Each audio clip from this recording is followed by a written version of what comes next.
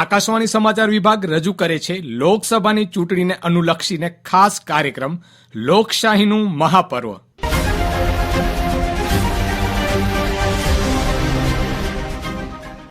ભારતની ગૌરવશાળી લોકશાહીના જતનમાં ભાગીદાર થનાર મતદારોને પોતાનો નેતા ચૂંટવા માટેનો આવતીકાલે દિવસ છે.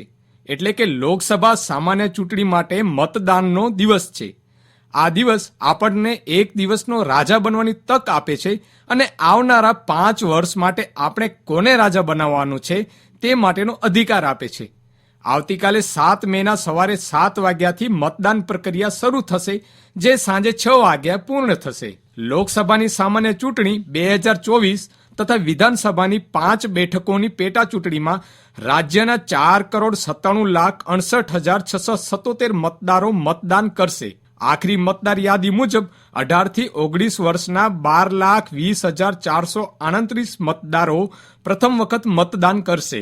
રાજ્યમાં 2,56,16,540 પુરુષ અને 2,41,50,603 સ્ત્રી અને ત્રીજી જાતિના 1,534 મળી કુલ 4,97,68,677 મતદારોનો સમાવેશ થાય છે. કચ્છ સંસદીય મત વિસ્તારની વાત કરીએ તો 19,43,136 કુલ મતદારો છે, જેમાંથી 10,743 પુરુષ, 9,42,366 સ્ત્રી અને 27 ત્રીજી જાતિના મતદારોનો સમાવેશ થાય છે.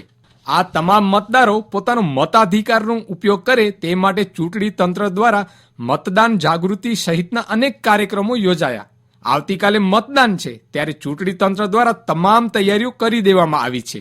આજરોજ કલેક્ટર કચેરી ખાતે પત્રકાર પરિષદમાં જિલ્લા ચૂંટણી અધિકારી અને કલેક્ટર અમિત અરોરાએ આવતીકાલની તૈયારી અંગેની વિગતો આપી હતી. આવતા 7 તારીખે કચ્છ સંસદીય મત વિસ્તારના કુલ 19.4 લાખ મતદારો મતદાન માટે પોતાનો મત હક વાપરી શકશે. આપણે આશા રાખીએ છીએ કે કચ્છમાંથી આ વખતે ખૂબ સારી સંખ્યામાં લોકો પોતાનો મતાધિકાર વાપરશે. કુલ 2,140 બૂથો જે 1,337 લોકેશન્સમાં છે, ત્યાં બધી જાતની વ્યવસ્થા કરવામાં આવેલી છે. એમાં પીવાનું પાણી, રેમ્પ, શેડ, ટોયલેટ, ઇવન 277 જેટલા લોકેશન જ્યાં નહીં હતા શેડ, ત્યાં ટેમ્પરરી શેડ પણ બનાવેલા છે. એનો ઉદ્દેશ્ય ફક્ત એક છે કે મતદાન કરવાવાળા મતદાતાઓ અને મતદાન પ્રક્રિયામાં સામેલ કર્મચારીઓ બધા એક સારું અને કમ્ફર્ટેબલી મતદાનની પ્રક્રિયામાં ભાગ લઈ શકે. તેમણે જણાવ્યું કે 7 વિધાનસભા મતદાર વિભાગ દીઠ યુનિક પોલિંગ સ્ટેશન નક્કી કરવામાં આવ્યા છે, જેમાંથી 49 સખી booth, 7 polling booth, 7 model booth અને 1 યુવા બૂથનો સમાવેશ થાય છે. મતદારોને આવકારવા માટે કુલ 49 સખી booth, 7 PWD booth, 7 model booth, 1 યુવા બૂથ બનાવવામાં આવેલા છે. 9,203 જેટલા સ્ટાફ વિભિન્ન બૂથો ઉપર ચૂંટણીનું સંચાલન કરશે. 222 જેટલા ઝોનલ ઈવીએમમાં કોઈ તકલીફ હોય, કાયદા વ્યવસ્થાની કોઈ તકલીફ હોય, એમાં રૂટ ઉપર ફરશે અને પોતાની ફરજ નિભાવશે. એ મહત્વપૂર્ણ કડી રહેશે બૂથ અને એઆરઓ ઓફિસ વચ્ચે. કુલ 2,140 મતદાન મથકો પૈકી 944 મતદાન મથકો ઉપર વેબ કાસ્ટિંગ કરવામાં આવશે. તેમાં તમામ જોખમી મતદાન મથકોનો સમાવેશ કરી લેવામાં આવ્યો છે.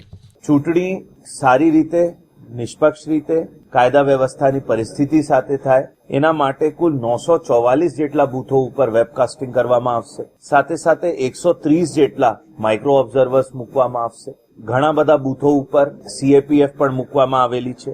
જ્યાં બૂથની સંખ્યા વધારે છે ત્યાં ખાસ જે વોટર અસિસ્ટન્ટ બૂથ હોય એના ઉપર ખાસ ધ્યાન રાખવામાં આવેલા છે. બધી લોકેશન ઉપર બીએલઓ કક્કાવારી વાલી મતદાર યાદી સાથે બેસશે અને મતદારોને કોઈને પોતાના નામ ગોતવામાં તકલીફ પડતી હોય તો ગાઈડ કરશે. હીટ વેવને ધ્યાનમાં રાખતા જિલ્લામાં ઘણી જગ્યા જેટલી અવેલેબલ હતી એ જગ્યા એમ્બ્યુલન્સ તૈનાત કરવામાં આવેલી છે. બૂથો ઉપર એસએસટી એફએસટી સાથે મતદાનના સ્ટાફ સાથે પેરામેડિકલ સ્ટાફ પણ મૂકવામાં આવેલા છે. કંટ્રોલ રૂમ પણ કાર્યરત છે. એમાં જિલ્લા કંટ્રોલ રૂમ, એઆરઓ લેવલે કંટ્રોલ રૂમ પણ કાર્યરત કરવામાં આવેલા છે, જેથી પબ્લિકને કોઈ પણ તકલીફ હોય અથવા કોઈ પણ ફરિયાદ હોય તો સીધું અમને સંપર્ક કરી શકે. વેબકાસ્ટિંગ કંટ્રોલ રૂમમાં 21 જેટલા લોકો 944 જેટલા કેમેરાઓ ઉપર ચાંપતી નજર રાખશે. સાથે સાથે લોકોનો મતદાનમાં ભાગ બળે એટલે એ લોકો વધુમાં વધુ લોકો મતદાન કરે એટલા માટે સ્વીપનો અને ટીપનો ટર્નઆઉટ ઇમ્પ્લિમેન્ટેશન પ્લાનનો એક સઘન કાર્યક્રમ પંચની સૂચના મુજબ કરવામાં આવ્યા હતા. મતદારોને મતદાર યાદીમાં પોતાનો ક્રમ, મતદાન મથક, મતદાનની તારીખ અને સમય સહિતની વિગતો મળી રહે તે માટે ચૂંટણી પંચના આમંત્રણ સ્વરૂપે બૂથ લેવલ ઓફિસર દ્વારા મતદાર માહિતી કાપલી લોકોને ઘેર ઘેર પહોંચાડવામાં આવી છે. જો મતદાર યાદીમાં નામ નોંધાયેલ હોય તો ઇપિક કાર્ડ અથવા ઇપિકની પ્રિન્ટ દ્વારા મતદાન કરી શકાશે. જો તે પણ પ્રાપ્ય ન હોય તો અન્ય વૈકલ્પિક 12 પુરાવાથી મતદાન કરી શકાશે. દિવ્યાંગો અને જે સિનિયર સિટીઝન છે 85+ના એ લોકો પોતાના ઘરેથી બૂથ સુધી આરામથી પહોંચી શકે એના માટે 39 જેટલા સક્ષમ રથો મૂકવામાં આવ્યા છે, જે મેડિકલ ટીમથી પણ સુસજ્જિત હશે. છેલ્લે અમુક મેસેજ જે આપના મારફતે હું પબ્લિકના જસ્ટ ધ્યાન દોરવા માંગુ છું કે દર વખતે આ એક વસ્તુ રહે છે. મતદાન 7 વાગ્યાથી 6 વાગ્યા સુધી રહેશે અને ઈપી કાર્ડ એટલે એપિક કાર્ડ સિવાય 12 જેટલા બીજા પુરાવાઓ સાથે પણ લોકો મતદાન કરી શકશે જો એનું નામ મતદાર યાદીમાં હોય તો.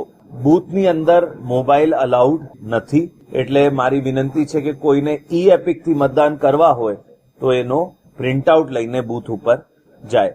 બધી ઇન્ડસ્ટ્રીઝને કાયદાકીય જે જોગવાઈ છે સવેતન રજાની એની સમજણ આપવામાં આવેલી છે. એ લોકો સાથે ઘણી મીટિંગ કરવામાં આવેલી છે.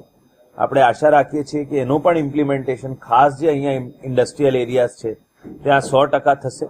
ટૂંકમાં આ વખતે voter information slip, voter assistant booth એ બાબતો ઉપર પણ ખૂબ ધ્યાન આપવામાં આવેલા છે. આશા રાખું છું કે ચૂંટણીની જે સમસ્ત પ્રક્રિયા છે એ ભયમુક્ત સારા વાતાવરણમાં પૂર્ણ થશે અને કચ્છમાં વધુમાં વધુ લોકો આ પ્રક્રિયામાં ભાગ લેશે. આવતીકાલે મતદાન કરવાનું ચૂકશો નહીં. તમે ખુદ મતદાન કરજો, પરિવારના લોકોને, મિત્રોને અને આજુબાજુના તમામ મતદારોને અચૂક મતદાન કરાવજો. મતદાન કરવું એ આપણી નૈતિક ફરજ તો છે જ, પણ સાથે સાથે આપણો હક છે. અને આ સાથે લોકસભાની ચૂંટણીને અનુલક્ષીને ખાસ કાર્યક્રમ અહીં પૂર્ણ થયો.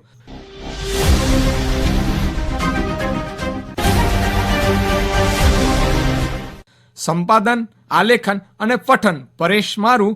પ્રસ્તુતિ આકાશવાણી સમાચાર વિભાગ, ભુજ.